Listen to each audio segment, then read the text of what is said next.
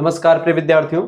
आज के वीडियो के माध्यम से हम लोग चर्चा करेंगे बीए 5th सेमेस्टर शिक्षा शास्त्र पेपर 1 इकाई संख्या 1 और अध्याय संख्या 2 के बारे में। शायद आप भूल गए होंगे क्या क्या मैंने बोल दिया। इससे पहले आप पहली क्लास देख चुके हैं एजुकेशनल असेसमेंट की, यानी शैक्षिक मैंने मूल्यांकन को समझा दिया। असेसमेंट क्या होता है, असेसमेंट की परिभाषा, विशेषता, अर्थ और उसकी उपयोगिता, इंपॉर्टेंस, वर्तमान में प्रासंगिकता, सब कुछ आपको बहुत ही विस्तार से और एकदम सरल सरल भाषा में मैंने समझाया है और उसके 10 इंपॉर्टेंट एमसीक्यूज भी बताए। सेम इसी पैटर्न पर, सेम इसी पैटर्न, बिल्कुल सही सुना, सेम इसी पैटर्न पर सेकंड चैप्टर एजुकेशनल असेसमेंट का शैक्षिक मूल्यांकन, आपके पेपर का ही नाम है educational assessment. BA 5th semester education यानी शिक्षा शास्त्र सब्जेक्ट जब आप पढ़ते हैं तो दो पेपर पढ़ने पड़ते हैं।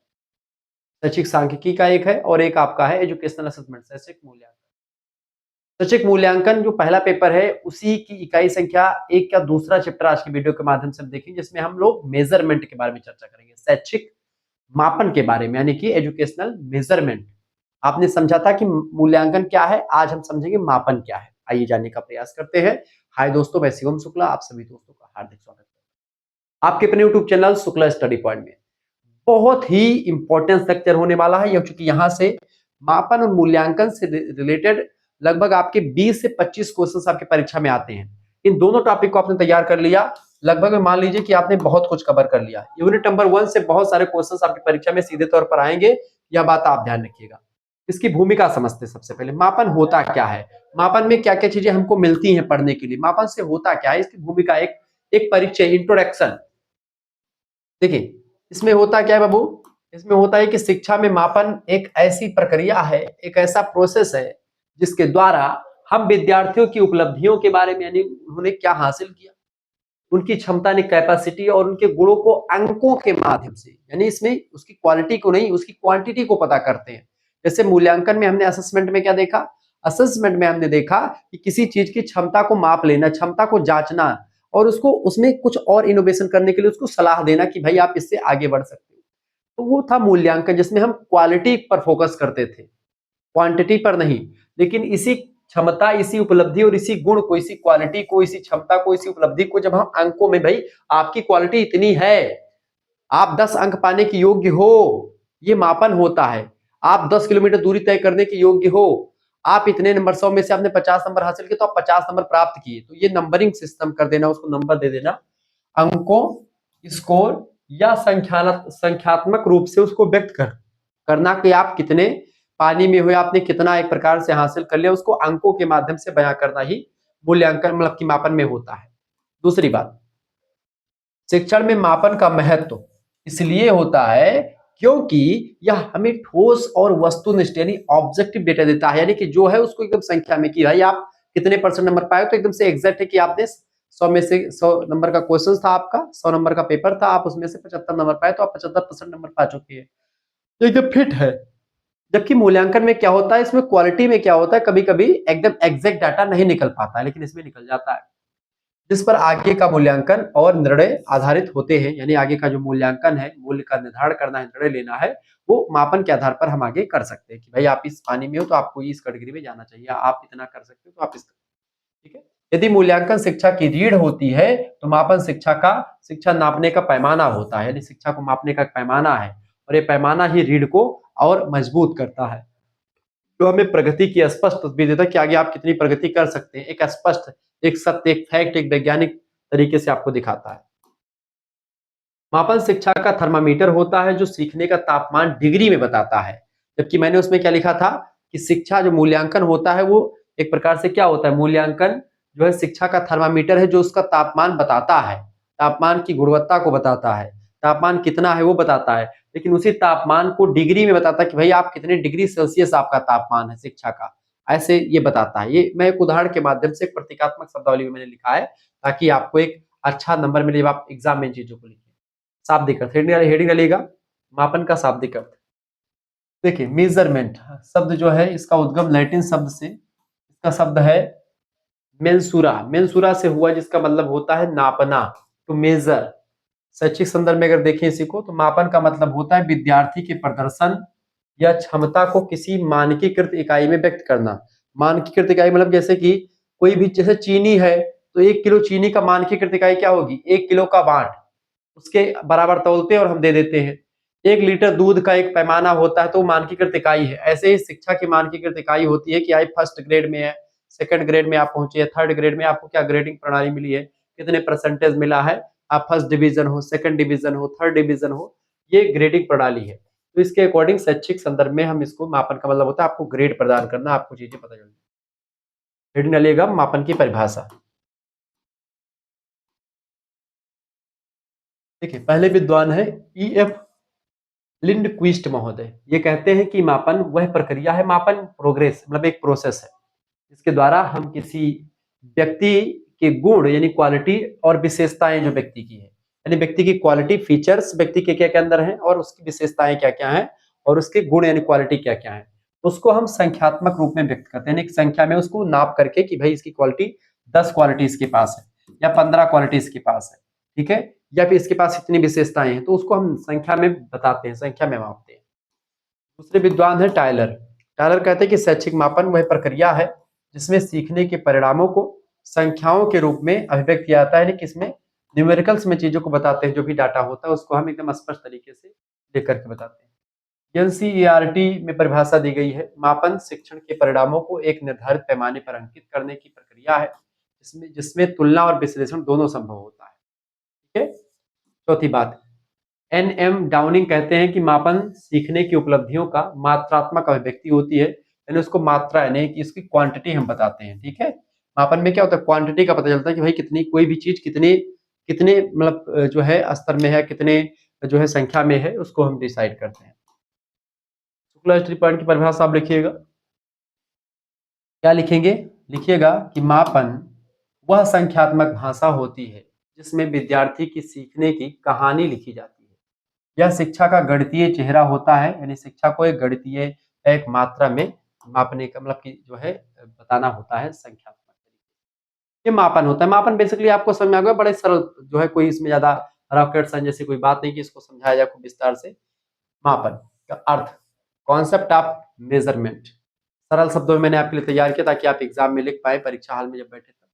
देखिए मापन एक मात्रात्मक प्रक्रिया है, एक क्वांटिटिव प्रोसेस है ये, जिसमें हम क्या करते हैं, किसी भी विद्यार्थी की उपलब्धियों को यानी उसने क्या हासिल किया, उसकी कितनी क्षमता कैपेसिटी कितनी है, उसका ज्ञान कितना बढ़ा, उसके पास स्किल कितनी है, उस सभी को संख्यात्मक मान के रूप में प्रदर्शित करते हैं। जैसे अंक उसको देना, कितने अंक, कितनी क्षमता के आपके पास है अंक, कितना परसेंटेज है, कितना स्कोर आपने किया, उस चीज को हम नंबरिंग के रूप में या संख्यात्मक रूप में व्यक्त करते हैं, मात्रा को माप करके, ठीक है।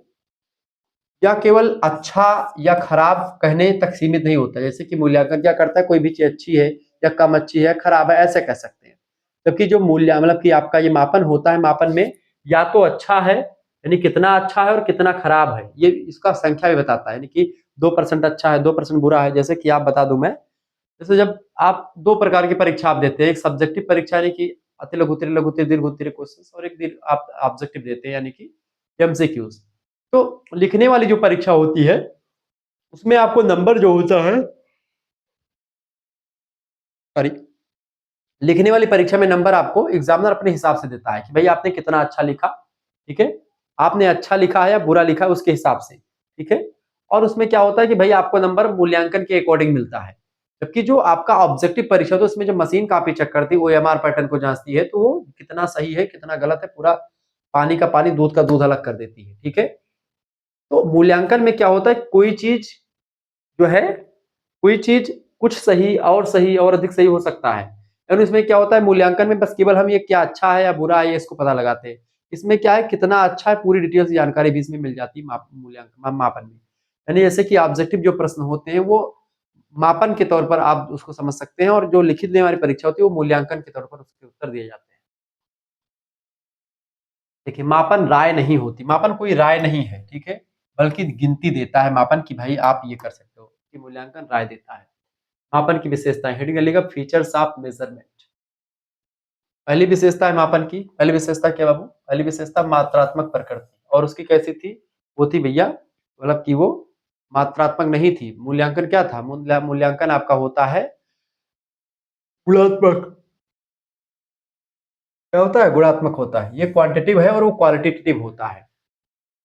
मापन का मुख्य उद्देश्य किसी गुण या किसी क्वालिटी को संख्याओं में व्यक्त करना होता है कि आपकी क्वालिटी इतने संख्या में है।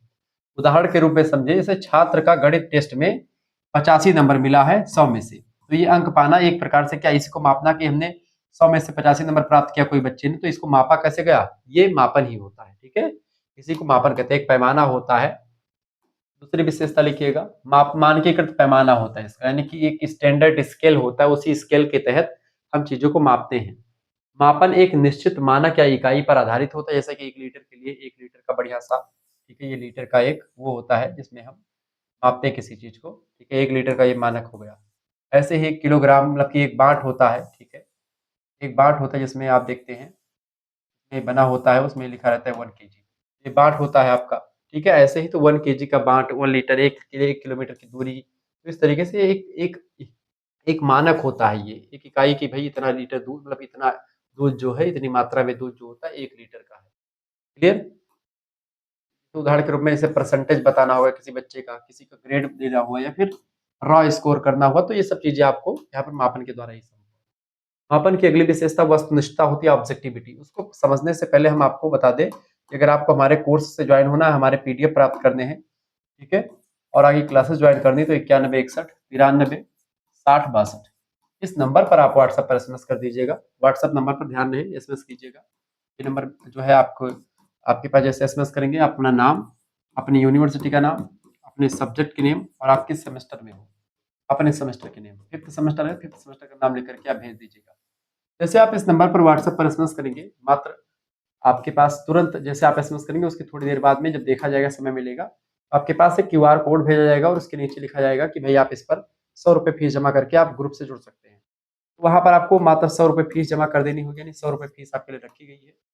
100 रुपए फीस में आपको सब कुछ मिलेगा। ये 100 रुपए फीस आप खुद भी फीस जमा करवा सकते हैं, आपके आड़ी पड़ोस कोई चलाता है या फिर आपके घर में कोई चलाता है, आप उससे भी फीस जमा करवा सकते हैं। अगर आप नहीं चलाते अपने फोन से, आप किसी दूसरे से भी फीस जमा करवा सकते हैं, इसमें कोई दो राय नहीं, क्योंकि बहुत सारे बच्चे नहीं चलाते हैं, तो वो एसएमएस करते गुरुजी हम नहीं चलाते, तो हम क्या करें, तो वो दूसरे बच्चों से, मतलब दूसरे से पेमेंट करवा सकते हैं, अपने दोस्तों से, किसी से। यहाँ पर ध्यान देने की बात है कि आपको व्हाट्सएप ग्रुप से जोड़ा जाएगा, वहां पर आपको क्या मिलेगा, वहां पर आपको लाइव क्लास की लिंक मिलेगी, वहां पर आपको वीडियो लेक्चर्स मिलेंगे, वहां पर आपको पीडीएफ नोट्स मिलेंगे।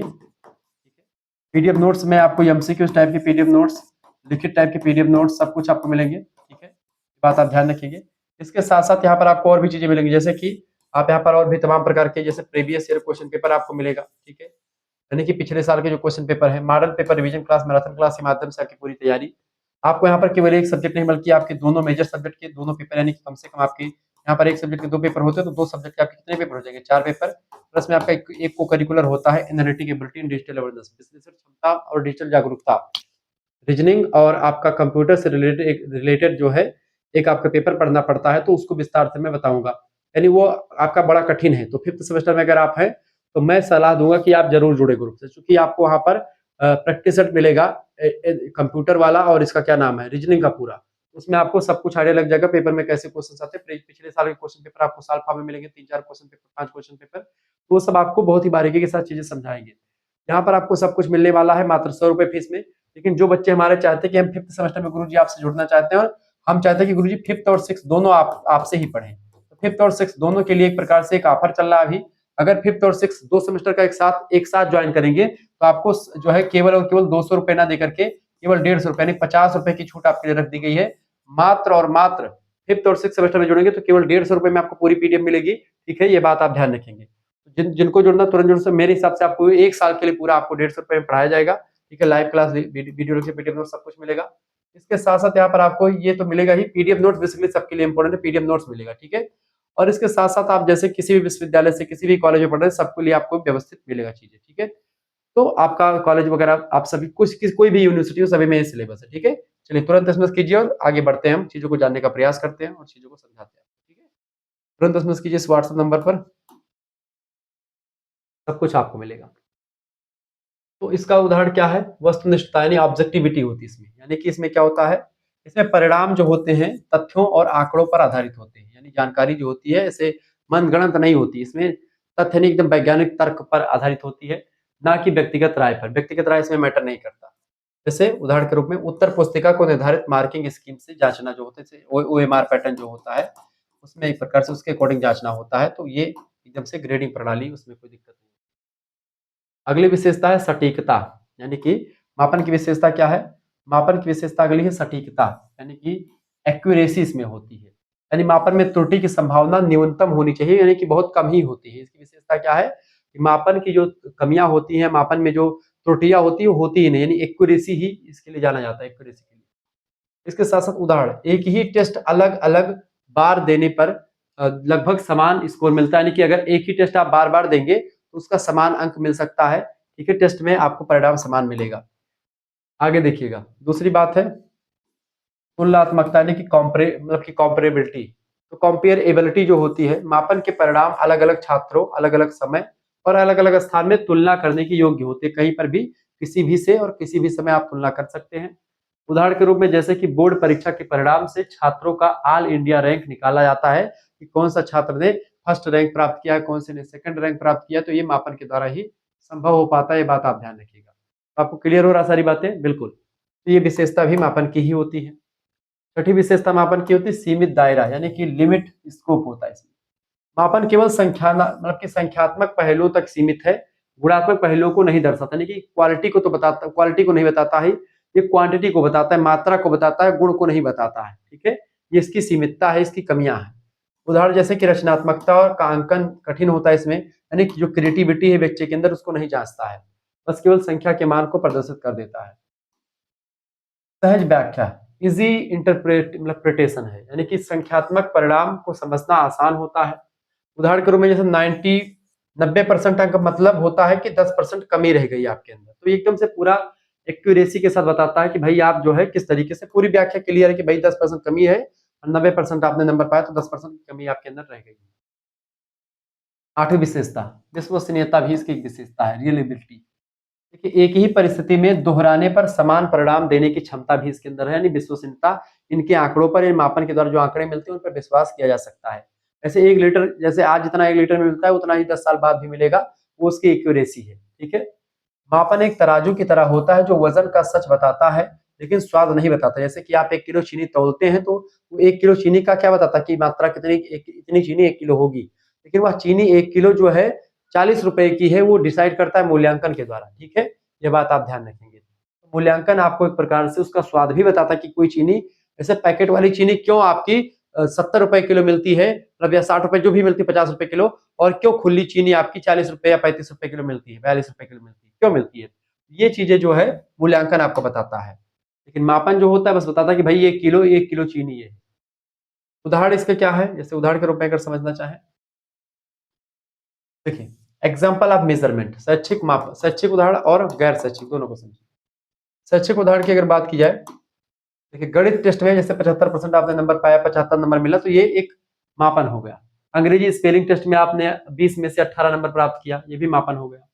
जैसे आईक्यू लेवल, इंटेलिजेंट क्वोशेंट, बुद्धि लब्धि का परीक्षण किया जा रहा है, आपकी बुद्धि लब्धि 110 है, यानी कि आप बड़े उच्च गुणवत्ता वाले बच्चे हैं, आप प्रतिभाशाली हैं, आप एवरेज बच्चों से थोड़े ऊपर हैं, ठीक है। यानी 100 बुद्धि लब्धि, 90 से 110 सामान्य बुद्धि लब्धि मानी जाती है, ठीक ठाक मानी जाती है, बच्चा बढ़िया है जिस तरीके से उसको होना चाहिए। ये सब मापन के द्वारा होता है, बुद्धि लब्धि वगैरह को मापन। बुद्धि लब्धि का सूत्र क्या होता है? आईक्यू लेवल, इंटेलिजेंट क्वोशेंट कहते हैं इसको अंग्रेजी में, इसका सूत्र होता है, ठीक है, वास्तविक आयु, सॉरी मानसिक आयु बटे वास्तविक आयु, यानी कि जो रियल आयु है नीचे, गुणे 100। ऐसे मान लेते कोई बच्चा, मान लेते हैं कोई बच्चा जो है वो 20 साल का है और व्यवहार कर रहा है 15 साल के बच्चों जैसा, गुणा कर दो 100 से।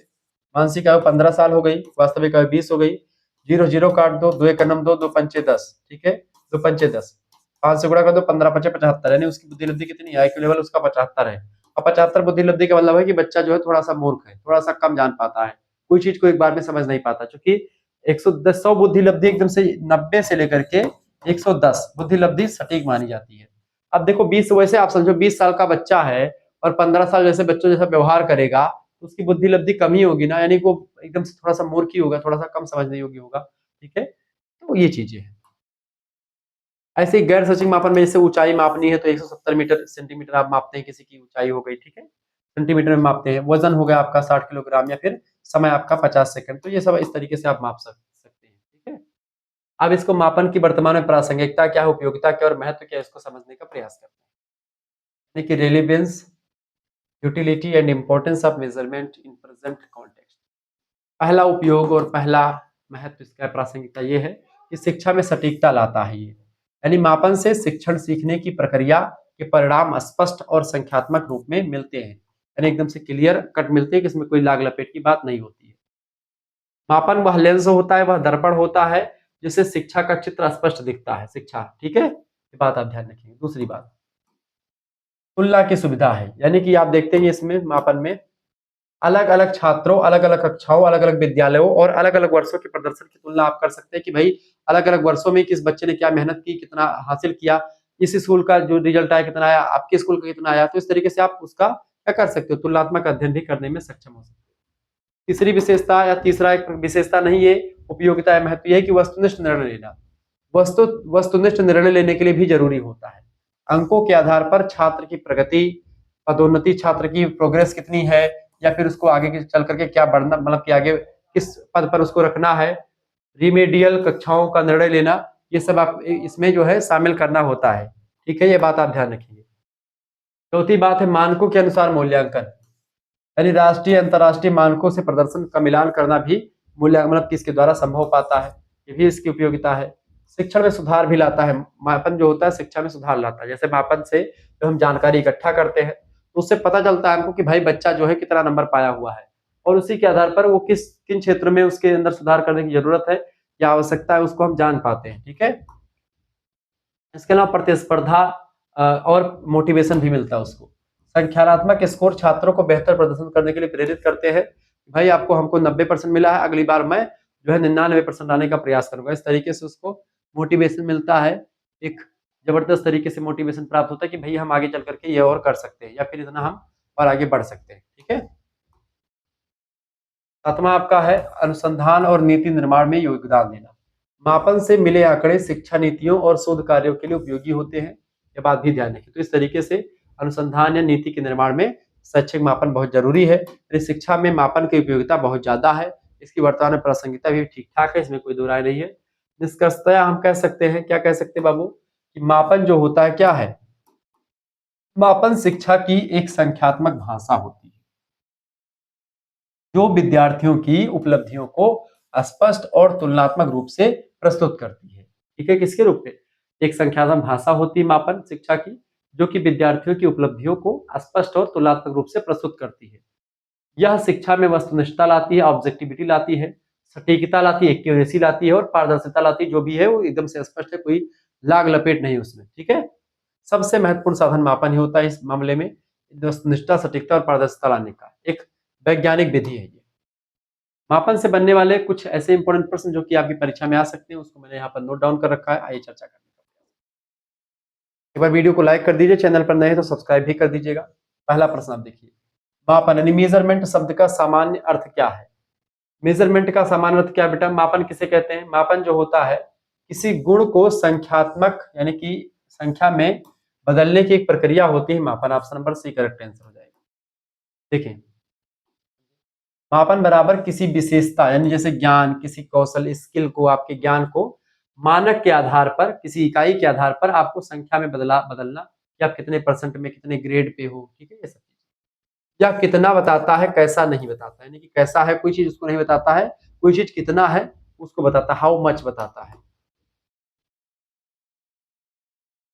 दूसरी बात, शिक्षा में मापन का मुख्य उद्देश्य क्या है। शिक्षा में मापन का उद्देश्य केवल परीक्षा लेना है, बिल्कुल भी नहीं।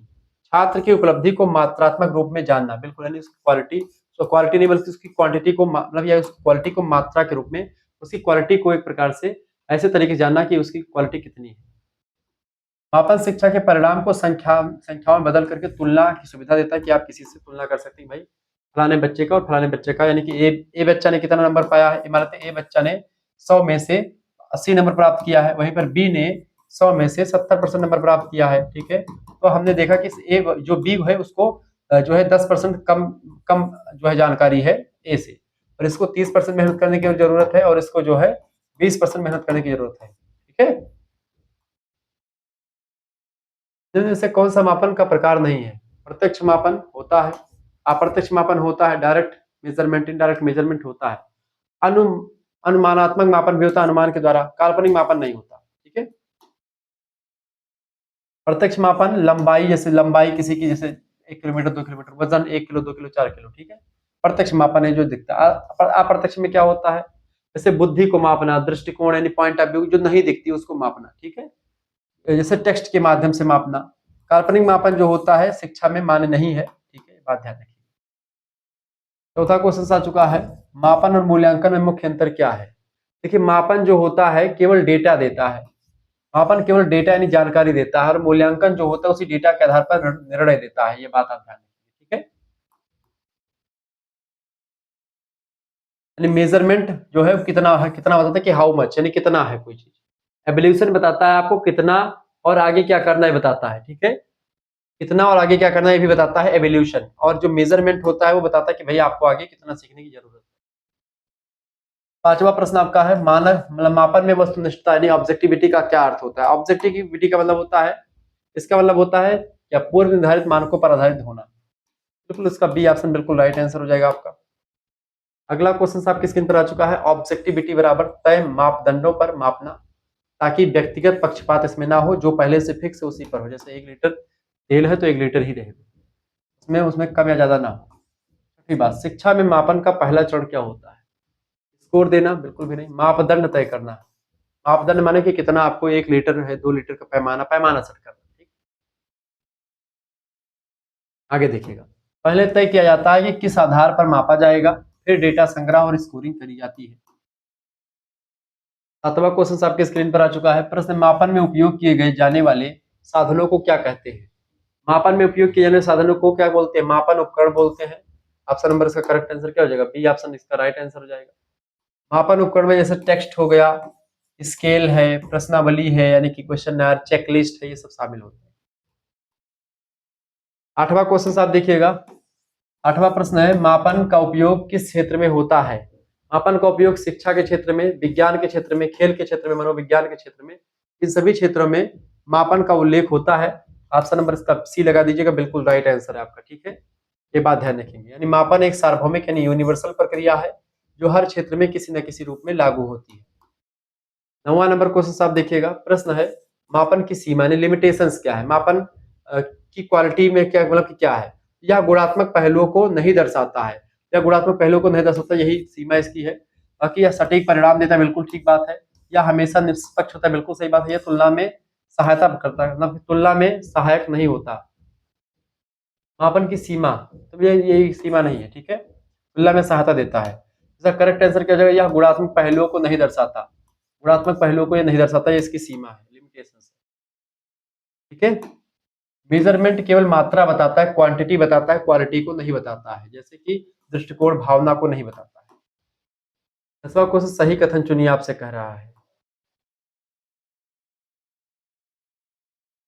सही कथन क्या है इसमें, जैसे measurement, numerical description of performance यानी केवल संख्या को बताता है ये।